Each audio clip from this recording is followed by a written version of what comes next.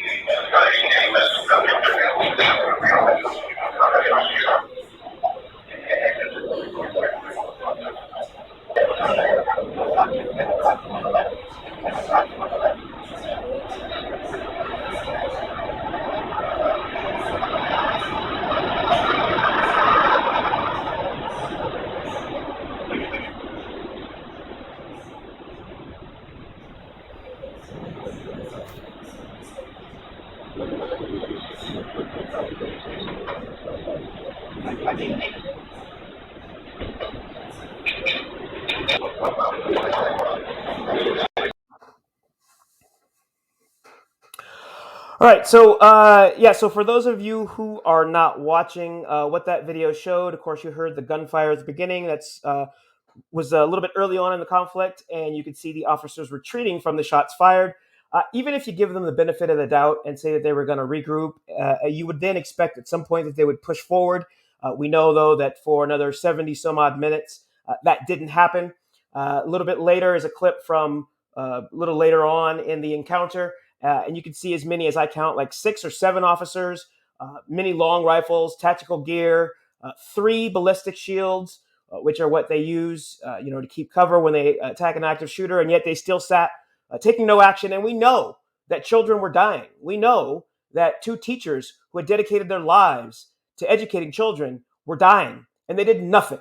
Okay, and the only thing that makes me more upset than what they did, how they behaved, is some of the conversation after the fact on Joe Rogan's podcast. And I will tell you, I actually do enjoy typically Joe Rogan's podcast. However, he did have a guest on, Tim Kennedy, former sniper, I believe, with the Army. He actually, speaking to Uvalde and trying to sort of explain it away, was blaming it on defund the police, a lack of training, and a lack of equipment for response.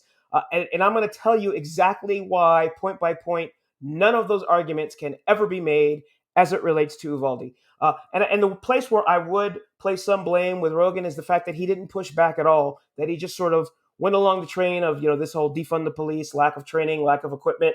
And, this somehow occurred because this is the state of policing today. So number one, the defund the police argument. Uvalde, very small town, 40% of the budget, 40% is dedicated to law enforcement. Okay, so there's no defund the police there, none. Right? Not only that, according to a Bloomberg report, spending for law enforcement has increased 7 of the last 8 years. So it's moved up to get to that 40%. So there is no argument whatsoever in terms of that. So bad that teachers, some of those same teachers who were at Robb Elementary, are now having to beg for school supplies because they've been told it would be too traumatic and too disturbing for them to return to Robb Elementary, even to retrieve their own personal belongings. So maybe we should consider whether or not some of that money in Uvalde should go towards education. The second argument, that the officers are not trained and that there's this effort to demilitarize police. And again, I'm speaking to these things specifically in this situation in Uvalde. All right, so first, let's talk about how police should respond to an active shooter. You should know by now, all of this changed after Columbine in 1999. At that time, There was this idea of sort of wait, secure the location, and then move in. But due to the massive loss of life, that thinking changed. And the first piece that we have for you, and I'll put it up, this comes from the International Association of Chiefs of Police. Okay, and speaking directly to active shooters, as you can see, this is from April of 2018, and this is the idea that, police should. Let me get that graphic out of the way for those of you that are watching.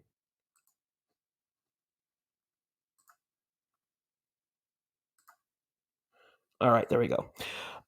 So this is to talk about protocols for assessing the threat and immediately responding during active shooter situations to limit serious injury or loss of life.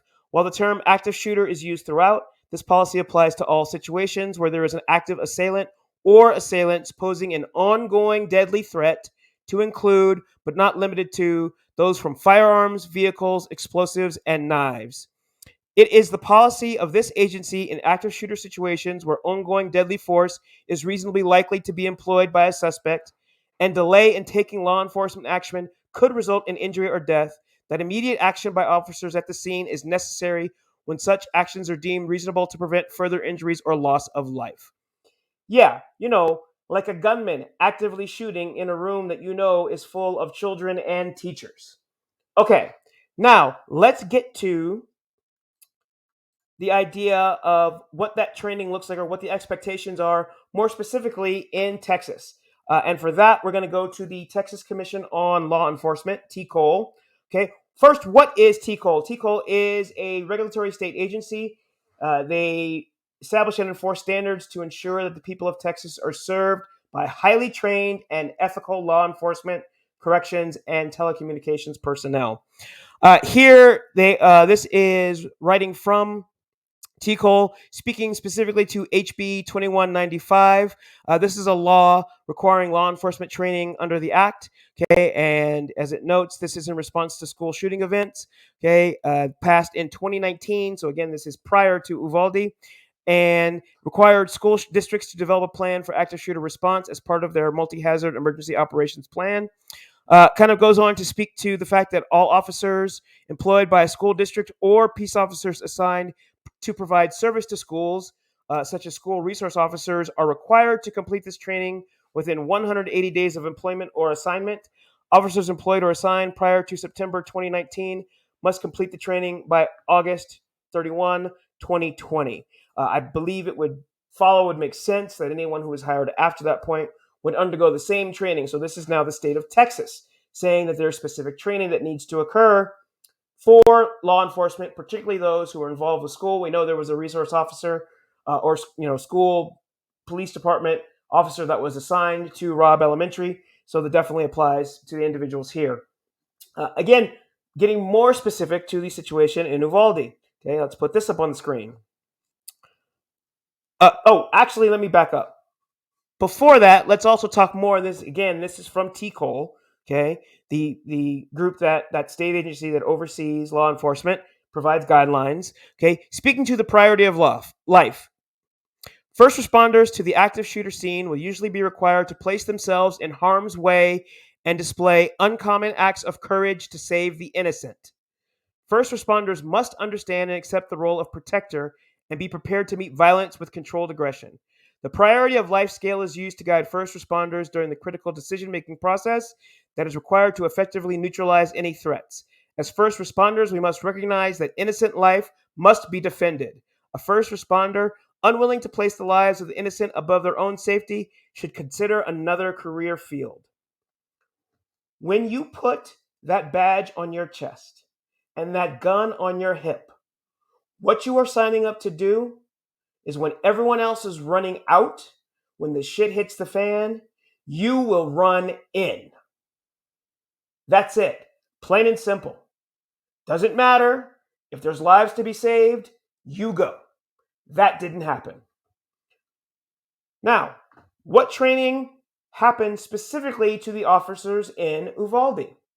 Well, as it turns out, the Uvalde Consolidated Independent School District Police Department hosted an active shooter scenario training in March 2 months before the shooting at Robb Elementary School that left our 19 children and 2 adults dead. Okay? Active shooter for school-based law enforcement was the training hosted by the school district's police department on March 21st with peace officers, school resource officers, and campus security officers encouraged to attend. The training was hosted at Uvalde High School and covered topics such as stop the killing, solo response to active shooter events, stop the dying, transitioning to first aid and evacuation of the injured, as well as an active shooter scenario training and evaluation. So, from every level, from a national standpoint, from what Texas says should happen, from what the training that was received in Uvalde, these officers failed on every level.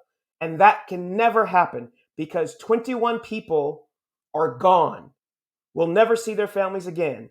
19 children will never live their dreams because of the failures of these officers.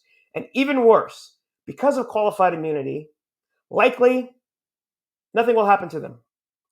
Civilly, not likely. This is the best argument that some of those things need to be reviewed, and maybe we need to take a look at changing them.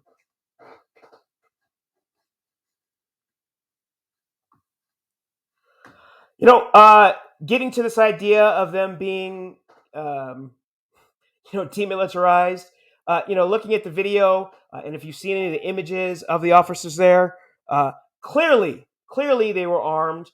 They had the necessary equipment. You saw long guns everywhere, full tactical gear, multiple ballistic shields. Not to mention, Uvalde had recently got a $500,000 grant for equipment and weapons. The only thing left to do here, the video that you saw clips of, provided by KVUE out of Austin, the mayor of Uvalde actually had the audacity to be upset that the video was leaked prior to the families being able to see it, rather than speaking to the inaction, the ineptness, the criminal behavior, in my opinion, of those officers. But really, what needs to happen here, the only thing that could even get close to trying to make this right, you need to release all video, body cam, hallway, local businesses. You need to release all radio transcripts, every communication, every text, any email, anything that was sent related to this, all needs to come out, full transparency, so we can make sure this never happens again.